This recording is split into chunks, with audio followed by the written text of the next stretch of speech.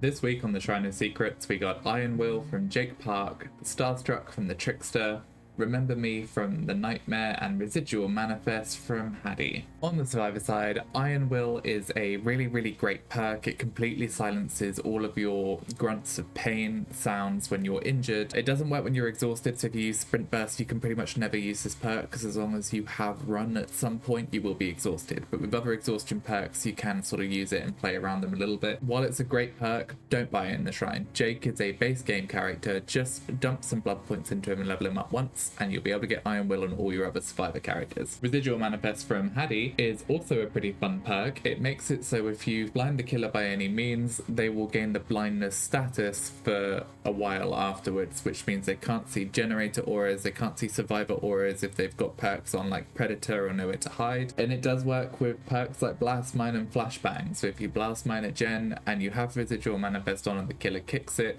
it will immediately grant them 30 seconds of blindness, so they can't see auras and know exactly where to go next. It's a pretty decent perk, but Hattie, you can just buy her for shards and level her up to get her free perk. On the killer side, Starstruck from Trickster is a very strong perk on quite a lot of killers. It makes it so any survivor within your terror radius, when you pick up another survivor that you've downed, will be exposed for quite a long time afterwards. It pairs very nicely on a lot of killers. Killers with big terror radiuses can benefit a lot from it. Killers like Ghoul and Wesker and Hillbilly. Exposed doesn't work with any of your M2s, so if you're a killer like Huntress, where you're relying a lot on your M2 ability, Exposed doesn't mean anything to them, so it's not worth it on them. It's a very strong perk, but again, Trickster is another character that you can buy with shards. He has 3 good perks, so it's probably best to just buy the character rather than buying his perks in the Shrine. And finally, Remember Me from the Nightmare is our only DLC, licensed DLC perk this week. Remember Me is pretty good. It does make it so that the exit gates go incredibly slowly. It can be very tedious to go up against on a lot of powerful endgame build. You have to hook the obsession in order to gain tokens, and for each token, every other survivor except the obsession will open the door much slower. It is a pain in the ass to go up against, especially with perks like No Ed and Haywire, even the Springtrap perk. It can be nice on some endgame builds. Nothing crazy, but definitely worth picking up if you don't want to have to buy Freddy. I think overall,